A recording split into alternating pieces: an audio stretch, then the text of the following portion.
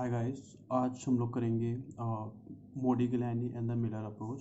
So in short we call this MM approach. So Modigliani approach is more on the capital structure of the company. Okay, कि किसी भी company का capital structure कैसा होना चाहिए. So this approach was given in 1950. Okay, 1950 में approach दी गई थी. So the main relevance of the approach was कि this approach suggests that the valuation of the firm is irrelevant to the capital structure of the company. ठीक है, जो भी company का आपका वैल्यूएशन है वो उसके जो भी कैपिटल स्ट्रक्चर है उसके बेस पे ना होके it's more on the valuation of the firm solely depend upon the operating profit. तो जो भी किसी भी कंपनी का जो भी फाइनेंशियल वैल्यूएशन होगा या कंपनी कितनी साउंड है, कितना उसका वैल्यूएशन है, तो वो उसके कैपिटल स्ट्रक्चर पे ना होके उसके ऑपरेटिंग प्रॉफिट पे होगा.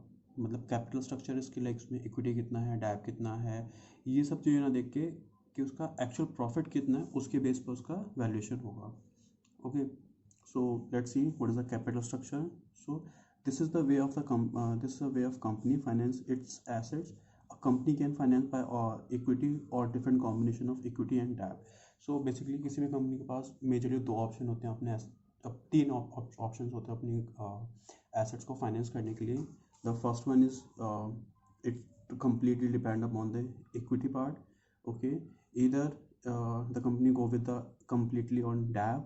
ठीक है, and the third one is different combination of equity and DAB. मतलब कि like 10% of debenture हो गए, 90% of equity हो गई, या फिर it could be like 70-30 ratio हो गया, या फिर 50-50 हो गया. तो it's completely depend upon the company to company अपना स्ट्रक्चर में वो क्या रेशो रखना चाहते हैं. ठीक है, so basically there are the various theory of establishing a relationship between the financial leverage. मतलब कि जो ये रेशो है उसको डिफाइन करने के लिए बहुत सारी थ्योरीज हैं. तो उसमें से एक थ्योरी क्या है, MM is also one of the theory. So what is the financial leverage? So this is the proportion of the dab in the companies capital structure. मतलब कि किसी भी कंपनी के कैपिटल स्ट्रक्चर में डैब का और इक्विटी का क्या रेशियो होगा, क्या प्रपोर्शन होगा, that's called the financial leverage, और इसको हम गियरिंग भी बोलते हैं. ठीक है, तो basically gearing is same. Gearing का फॉर्मूला क्या होगा, तो market value of debenture divided by market value of dab plus market value of equity. मतलब कि प्रॉपर जो भी कैपिटल स्ट्रक्चर है उसमें उसका रेशियो क्या होगा. ठीक है, नाउ देयर आर फ्यू की concept of the financial express in MM. जो भी MM थ्योरी में जो भी इसके कॉन्सेप्ट बताए हैं उसका एक quick overview. So first thing, market structure is a firm is independent to capital structure. वही जो हम ऊपर बोल सके कि किसी भी कंपनी का जो वैल्यूएशन है वो इंडिपेंडेंट है बाय इट्स कैपिटल स्ट्रक्चर. ठीक है, and the next is expected rate of return on a common stock of leverage firm increase in the proportion of debt equity ratio.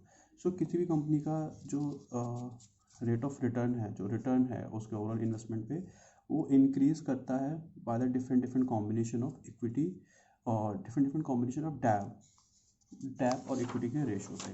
ठीक है, मतलब अगर किसी भी कंपनी में फॉर एग्जांपल अगर इक्विटी ज़्यादा है तो उसकी जो लाइबिलिटी है वो कम हो जाएगी, बिकॉज डिबेंचर क्या होता है, एक फिक्स लाइबिलिटी होती है.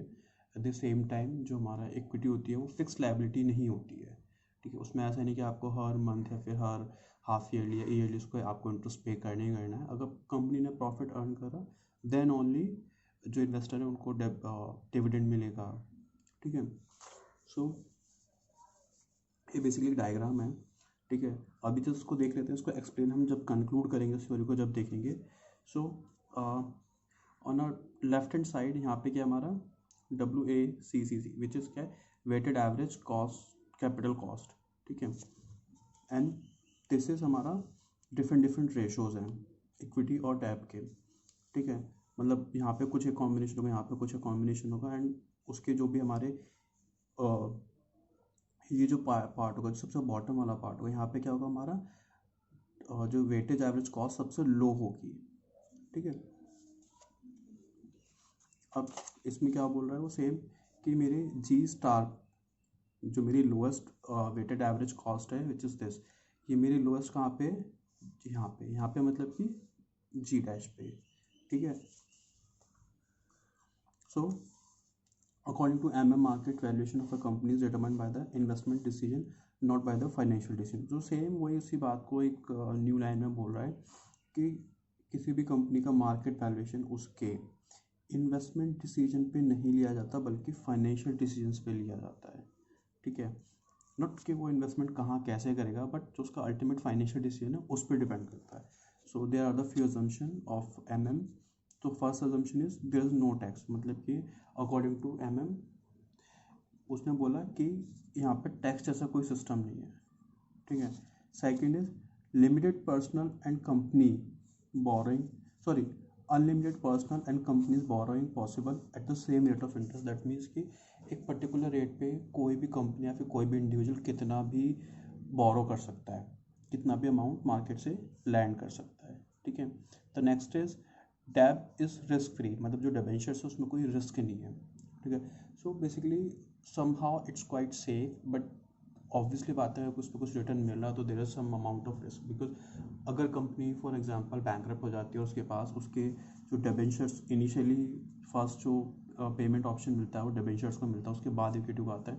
बट अगर कंपनी के पास इतने एसेट्स भी नहीं है कि अपने डिबेंचर को भी रीपे कर पाए, तो जो डिबेंचर वाला पैसा है वो डूब जाएगा, ठीक है। So there is some risk, but according to there is no risk.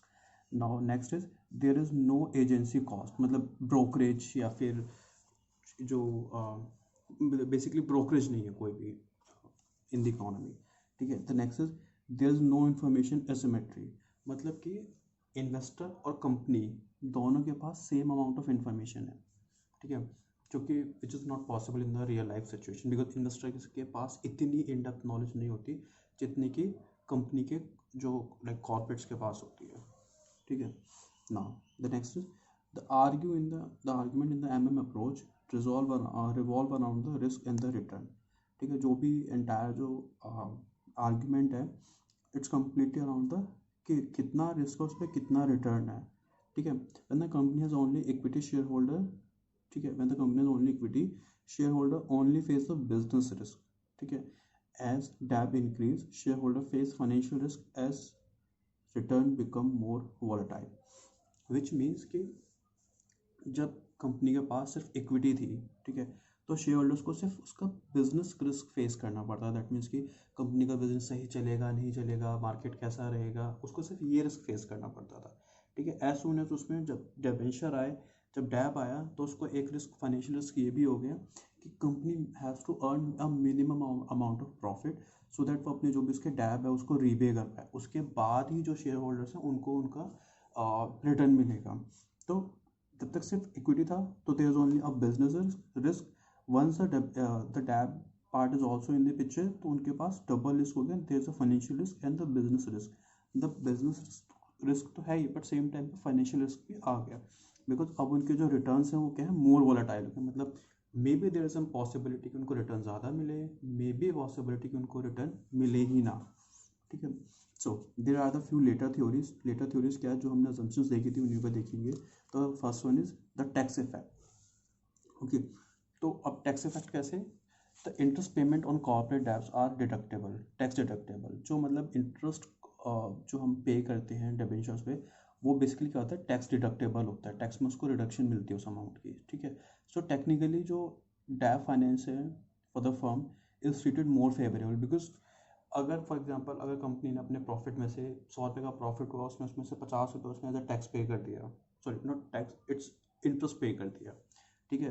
तो अब जिसका इनिशियली उसको 100 रुपीज़ पे टैक्स पे करना था, बट उसने क्या किया, डिवेंशियली उसने इंटरेस्ट भी पे कर दिया 50 रुपये का, तो अब उसको सिर्फ टैक्स किस पे पे करना पड़ेगा, रिमेनिंग 50 रुपये पे, ठीक है।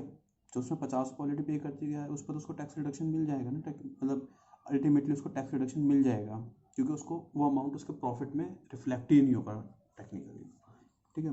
Now the difference, the effect of difference borrowing rate, different borrowing rates क्या है कि if you allow for the company being able to borrow at lower rate, ठीक है, then it means individual would not be able to replicate the return from the higher gear, ठीक है, company by borrowing and buying more shares themselves। अभी क्या है कि अगर दोनों इन्वेस्टर्स और कंपनी सेम रेट पे अगर मार्केट से पैसा बोरो कर लेंगे, ठीक है, तो कंपनी क्यों अपने शेयर्स किसी और को बेचेंगे और उस पर उसको डिविडेंड पे करेंगे, समझ रहे हो? मतलब अगर मैं भी 100 रुपये, अगर मैं भी मार्केट से 5%, अगर सपोज मैं कोई बहुत बड़ी कंपनी, मतलब सपोज मैं अगर रिलायंस इंडस्ट्रीज़ का मालिक हूँ, मैं 5% रेट पे इन्वेस्टर भी बोरो कर सकता है और मैं भी बोरो कर सकता हूँ। ठीक है, जब इन्वेस्टर 5% पे बोरो करेगा, वो मेरे में इन्वेस्ट करेगा, तो ऑब्वियसली बात है उसको 5% से ज़्यादा रिटर्न चाहिए होगा, लाइक 6, 7 और मे 8 और मे बी उससे ज़्यादा। ठीक है, तो उसमें क्या होगा, मेरे लिए तो टेक्निकली क्या हो जाएगा, अगर मैं इस पर 7% का रिटर्न दूंगा तो मुझे मार्केट से 2% एक्स्ट्रा पे करना पड़ रहा है। तो उससे अच्छा मैं ये काम ना करूँगा कि अगर being a company, being a organisation, मैं खुद ही मार्केट से 5% पे पैसा उठाऊंगा, लोन लूँगा एंड अपने शेयर खुद ही बोरो कर दूंगा। ठीक है, तो ना तो मुझे इस पर डिविडेंड पे करना पड़ेगा ना कुछ, सिंपल वैसे 5% इंटरेस्ट पे करके ही ख़त्म कर दूंगा। So this is more like the dab only kind of situation, कि सिर्फ डिबेंचर होकर इक्विटी होगा ही नहीं, तो which is also not possible. ठीक है, now next is effect of restricted डेब्ट कैपेसिटी। ठीक है, तो मतलब जो एक कैपेसिटी है किसी कंपनी की, वो डेब्ट्स के लिए भी रिस्ट्रिक्टेड है। लेट्स सी क्यों।